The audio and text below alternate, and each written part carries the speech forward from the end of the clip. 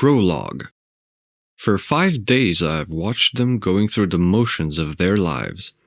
The little one, the 3-year-old, Charlotte, does what a kid like her should do. She eats when her parents tell her to. She watches goofy little shows on the TV.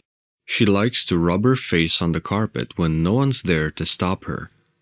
Her mother, Darlene, lies about her age, usually saying 30, sometimes 28, so I don't know how old she is. Most of her day is spent doing yoga, cleaning the house, caring for Charlotte, or popping zits in the bathroom mirror, only to panic and cover the wounds with some kind of ointment. Then, a metric fuckload of cover-up. Her husband's name is George, and it's hard to get a read on him because he goes to work early, comes home late, eats dinner, tells Darlene about that idiot Steve from the office and what nonsense he did that day. Then reads Charlotte a bedtime story, so she falls asleep early. If they aren't too tired, George and Darlene spend their remaining hours drinking wine on the back porch or desperately screwing in their basement with the quiet desperation of suburban parents who settled down too soon and didn't quite get all the thumping concert bass lines and teenage wanderlust out of their system. Of these 5 nights, Charlotte wet the bed once. Her parents didn't make a big deal out of it. George took care of it because you spend all day looking after her, so let me take this. It's so damn cute I could kill myself. But I'm not ready to try that yet. I've been trapped in the walls of their house for these past 5 days, and it's driving me a little crazy, but not that crazy. There's plenty I can do to not get mind-crushingly bored. I have free reign of my prison, able to climb up and down to whatever floors I want, or scurry along the crawl spaces like a rat. They don't have rats, so that's nice. They do have termites. I've tried telling them anything, like how they keep tripping in the living room because the floors are sinking, or how the drain pipe to their kitchen sink is rotting out and causing damage, or how they have a human being stuck in their walls, but they can't hear me. I'm actually not sure if I'm trapped in their walls or some kind of weird pocket dimension that just mimics their house. I bang my fists, I scream, I stomp, but they don't hear me. If they do, they don't react. There are no exits, but that kind of makes sense.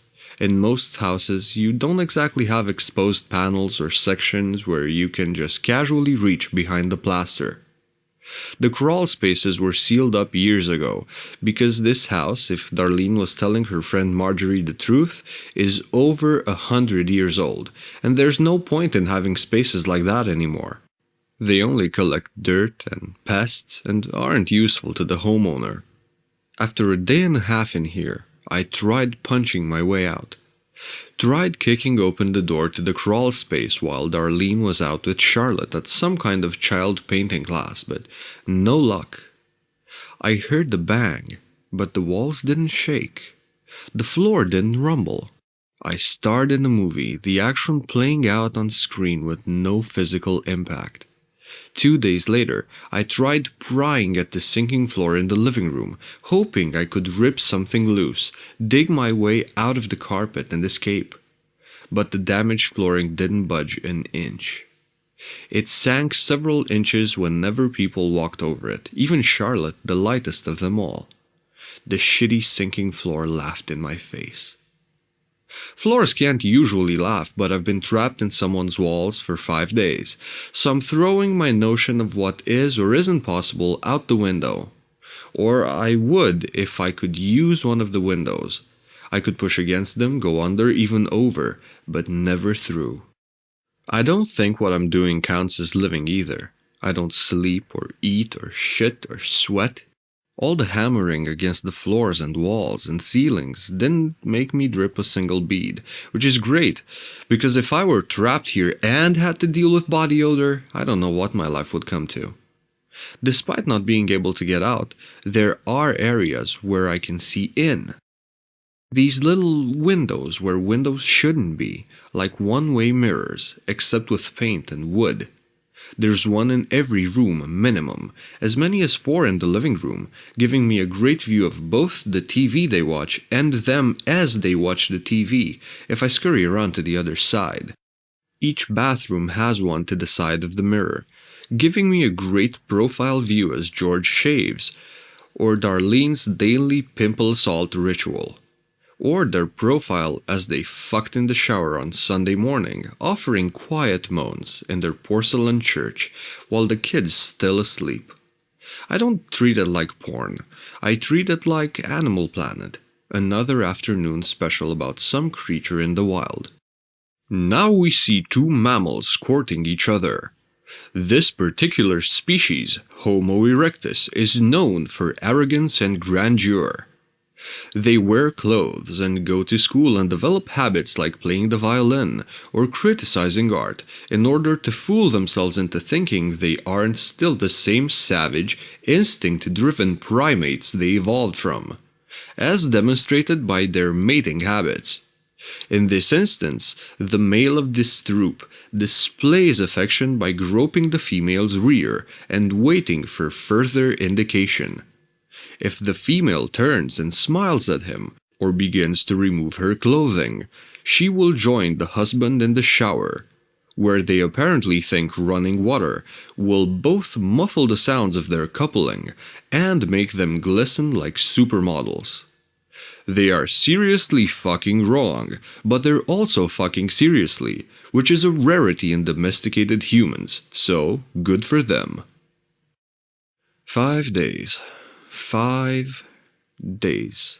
I've spent 5 days and 5 nights trapped in their walls, banging my fists, yelling for escape, and sure, it's my fault I wound up here in the first place, but not escaping felt like everyone's fault. How don't they know they have a whole extra person living, or half living at least, in their walls? Can't they hear my footsteps, feel my breathing when I lean in close on those occasions they pass by my little windows? My blows don't harm this house, but it doesn't harm me either. No matter how many times I move a little too quickly or slam my fist into a surface a little too hard, I don't get scraped or bruised. I've smashed my head into 17 different pipes. Yes, I counted, because what else can I do here? And no headaches or concussions. I haven't gotten a single splinter. The pain of smacking into something only lasts a second, then it fades to nothingness. If I manage to get out, I'm going to pitch this idea to America's prison system. Sure, solitary is bad, but this lack of sensation is worse. To know that I'm so close to them, mere inches in some cases, trapped behind a one-way pane of God knows what, able to scream and rage, but never once be acknowledged, is maddening. Day 6 made my situation a whole lot worse. Day 6. God, how I wish I'd died on 5 so I didn't have to witness 6. But that's not how life, or whatever happened to me, works. Day 6 started like all the others. It was a Thursday. George squeezed Darlene's left breast while she was applying lipstick, causing her to jump and smear outside the lines, then playfully swat him. He left for work, hugging his daughter goodbye. Darlene blathered incessantly into a phone while washing dishes, telling a friend whose name I didn't catch that she was taking Charlotte to her Tuesday all-day child gymnastics play center thing. Darlene left at 9, according to the clock on the stove, and returned at 10:15, according to the cable box. She returned with a man who definitely wasn't George and did things in their marital bed that made Sunday's shower sex look like a PBS after-school special. They parted ways several hours later, having spoken maybe 15 words to each other the whole time. Those words were mostly, "Take it off." "Yes, and I didn't see that piercing before. Is it new?" A few hours later, after Darlene had washed the sheets and picked her daughter up, who giggled happily about somersaults, George returned from work looking pale and serious. He gave his daughter a kiss on the forehead, then entered the kitchen, where Darlene was loading the dishwasher, talking on the phone, oblivious to the water she was dripping on their cheap linoleum floor. Darlene. He entered the kitchen, face drawn, gaze downcast. "Oh, you're home. Hi. Could you get me some paper towels from the basement?" she said without a glance in his direction. He sighed and obliged, then upon returning set the roll on the counter, staring at her with heavy, unblinking eyes. When she finally caught on, she leaned away from the phone. "What's wrong?" "We need to talk." Those 4 words slammed down on the kitchen like a mallet, the weight of their implication already enough to end their marriage. She gulped, said goodbye, and hung up the phone, setting it on the kitchen table, back to the sink. "I'm sorry." Her eyes began to water. "No, Wait, why are you sorry?" Confusion flickered on his face, as if lit by a sudden bolt of lightning. His original train of thought was completely derailed. I didn't mean for it to happen. It's just, he's a single dad and he's so great with kids. It's only been a few times, I swear." A few times for a woman as ritualistic as her meant every week like clockwork since the first time, but he didn't piece that together. Probably didn't want to. "What do you mean a few times? What are you saying?" Then he finished that little puzzle, confusion turning to scorn. "You've been cheating on me?" These words came out hushed, as if Charlotte would understand what an affair was, and he didn't want to tarnish the way she thought about her mother. Darlene nodded, trying not to break into sobs. "For weeks?" She nodded more, covering her face. "Oh, this is just perfect." Anger carved a swath of sarcasm through the otherwise lake-still surface of his suburban dadhood. He kept his volume low, glancing toward the living room. Here I was, feeling guilty because Shannon kissed me over lunch today, and what, you've been having it off with some clown? What, did you go to the market for zucchinis, get confused, and screw the produce guy? Hey, that's not how it happened. Hands curled tight, her white knuckles shook. I've seen him 4, maybe 5 times. 4, maybe 5. Suddenly you can't remember how many times some other guy's been inside you? Or is it 4 or maybe 5 guys? 1 guy. And I'm so busy watching after our daughter that frankly, I don't remember exactly how many. It's not like you've been around to help. I don't help. I don't help. I work. I work 70 hours a week, so we have a house and clothes and food. Or do you not want those things? Would you maybe not fuck other guys if we lived under the Harrison Bridge or slept in an abandoned shipping container eating beans out of a can? Don't be an asshole about this. Neither of them seemed to give a damn what their daughter heard now, but she was obliviously watching some kids show. All I wanted to do was cover her ears and make sure she wouldn't hear. That wasn't really an option. Don't be an asshole. You cheated on me. Guess what? I'm allowed to be a little upset about that, Darlene. I'm allowed to be hurt. You don't get to betray me and then act surprised when I'm pissed off about it. She let out a long, heavy breath, air rushing through her nose so hard I expected an industrial steam whistle screech to blast out. But that didn't happen. She just bit her lip and leaned against the counter, arms crossed. You're not going to say anything? Anger provided very thin ice, tears already leaking through the cracks in his surface. What am I supposed to say? He looked away, staring a hole into the floor, as if he might escape into it, or at least let me out. It was awkward enough having to hear them fuck, but now I'd have done pretty much anything to get away from them. I don't know, he finally replied.